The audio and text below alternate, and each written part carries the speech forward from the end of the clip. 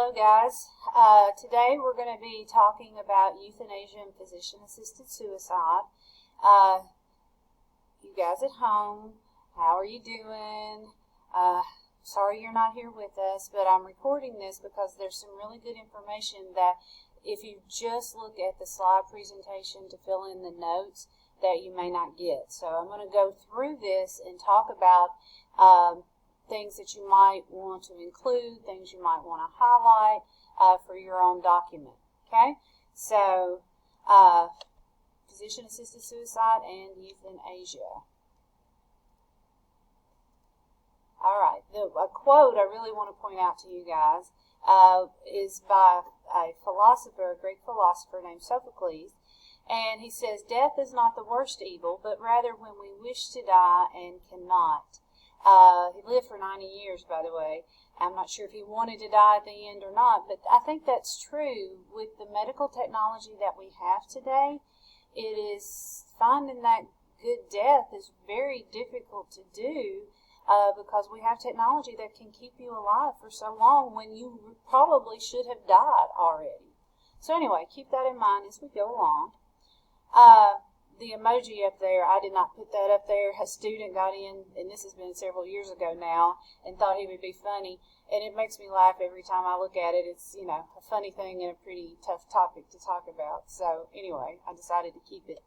But the broad term euthanasia, I want you to know the broad term used for mercy killing. That's the definition you need to know. Broad term used for mercy killing. Now the legal definition you see right there is where you take the life of a hopelessly ill or injured individual to end their suffering. Okay?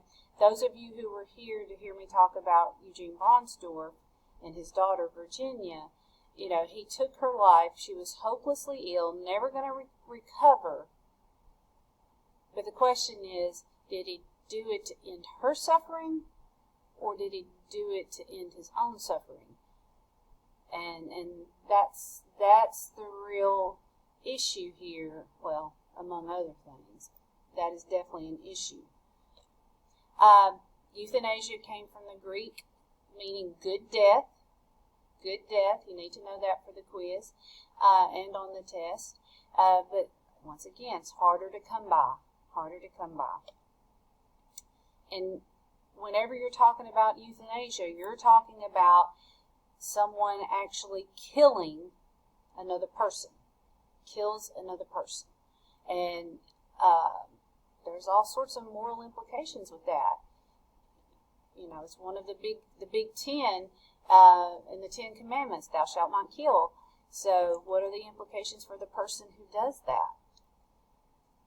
So these are some of the questions that we're going to talk about. It's controversial because, is it murder?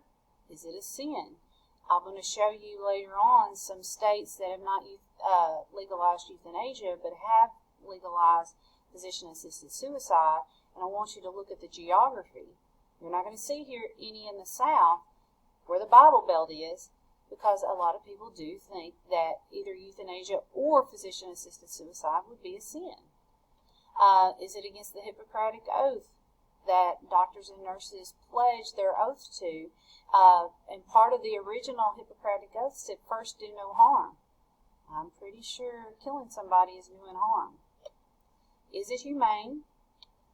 Is it cost effective? And then finally, who decides who dies and who doesn't? Talking about cost effective, you know, it feels very harsh to be talking about money when you're talking about the life of a person. But the reality is, keeping somebody on life support for years is extremely expensive. And so for a hopelessly ill patient who's never going to recover, is that cost effective? I mean, that's just the harsh reality you have to look at. All right, let's talk about Karen Ann Quinlan. She's a precedent-setting case. Those of you who've been in medical classes may have heard of her before. But in 1975, she fell into an irreversible coma after drinking a lot of alcohol and taking barbiturates, which both of those would be sedatives. She was told that she would never come out of the coma, that it was forever. She was unable to breathe on her own or eat on her own. So she was on a respirator and she was on a feeding tube. Her parents, after several months, decided that she would not want to live that way, and they wanted to remove the respirator. But in 1975, the technology, the capability for us to be able to keep someone on life support for that long was fairly new. So if you took her off the respirator, the thought was that she was going to die. And so taking her off is actually killing her. And there are laws against killing people. So they had to go to court to have the respirator removed. Now notice, they did not want to remove the feeding tube, because if on the outside chance she could breathe on her own, if they remove the feeding tube, then she's going to die from starving. And the thought of that was just too much. So she went to court. Her parents went to court. They ended up winning, and they did remove the respirator. But she lived 9 more years because, as it turns out, she could breathe on her own. And they refused to remove the feeding tube. Actually, she died from infection caused by the feeding tube, but 9 years later. But she did set the precedent for being able to remove somebody from a respirator. Now, because of her case, you don't have to go to court to remove a respirator anymore. All right, let's talk about Nancy Cruzan. She had a wreck in 1983, which left her in a persistent vegetative state. Her parents, now think about this, she would have been a contemporary of Nancy and Karen Ann Quinlan.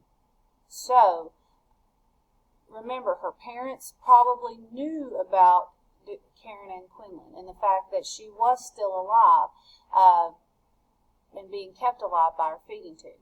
So her parents wanted to remove both the respirator and the feeding tube. But here again, so there's a precedent to remove the respirator, but not the feeding tube. She's going to die from starvation. That feels different. You're actually killing her because you're withholding food. So her parents went to court, and in 1990, the court did finally rule that water and food is a treatment that may be refused. But that really didn't have precedent with Nancy Cruzan yet, because she can't refuse food and water. So her parents had to go back to court and ultimately convince a judge that this is not what she would have wanted. She would have refused this treatment, which the way they did that, interesting for you guys, is they used some of her writings from her high school English class to convince the judge that she would not have wanted to live this way. So just a heads up, whatever you're writing in high school could be used one day in a court to symbolize your thought processes, I guess is what I'm trying to say. So they removed the feeding tube and they removed the respirator. She could not breathe on her own, and she died 11 days later. So precedent-setting case now. So a lot of you may know somebody who's had a feeding tube removed or removed them from a respirator, and you're thinking, well, we didn't have to go to the court to do that. No, you didn't, because of these two cases. And what this ultimately did is it basically divided euthanasia into two types of euthanasia. Okay? First type is passive euthanasia. It's where you allow a terminally ill patient to die of natural causes. So you remove their feeding tube, you remove their respirator, and whatever injuries or illnesses they had, that's what they're going to die from. Okay? Now, you're still killing them in the sense, so it's still euthanasia because you're taking that away from them, but they're actually dying of natural causes or their injuries. Now, active euthanasia is where you're actually going to cause the death of a terminally ill patient. You're going to have to administer medicine, or in the case of Eugene Bronsdorf with Virginia, you're going to have to shoot them in the head, which I know we don't like that method. That seemed, terrible and inhumane, even though it was instantaneous. but you're actually going to do something that's going to cause the death. They're not going to die from their own natural causes or their injuries. You are going to give them something to kill them. That's active euthanasia, and that's not legal anywhere. There are some states that are pushing for that, but that is not legal anywhere. Passive euthanasia is. Most states have passive euthanasia laws where you don't have to work, you don't have to go to court now. But active euthanasia is not legal anywhere. Make sure you understand that. This is Solomon's Ash's 6 levels of euthanasia. The main thing that I want you to know from this is the most basic, which is discontinuing the respirator.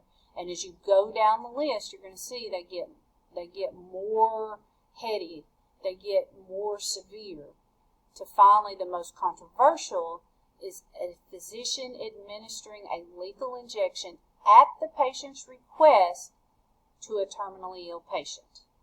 So, most basic, I want you to know, you should highlight that, and most controversial, I want you to know. You should highlight those in your notes as well. Alright? Now, this finishes euthanasia. So I'm going to end this video, and we're going to do a second part for physician-assisted suicide. They're not the same. They're very similar, and people use the terms interchangeably. They do it wrong a lot of times, so you guys are going to know the difference, and I expect you to know the difference. So I'm going to end this, and then we'll pick up with physician-assisted suicide.